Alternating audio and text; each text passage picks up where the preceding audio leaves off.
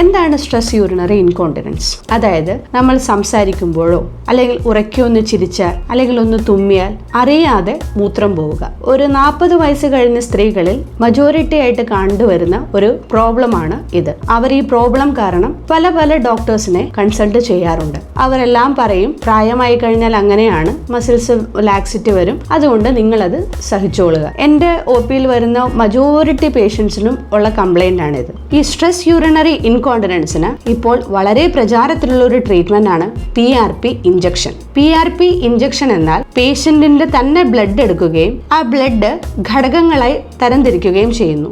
അതിലെ ഏറ്റവും മേളിലത്തെ ഘടകമായിട്ടുള്ള പ്ലാസ്മ വളരെ നല്ലതാണ്. അതിൻ്റെ അകത്ത് ഗ്രോത്ത് ഫാക്ടേഴ്സ് അങ്ങനെ പല ഘടകങ്ങൾ അടങ്ങിയിട്ടുണ്ട്.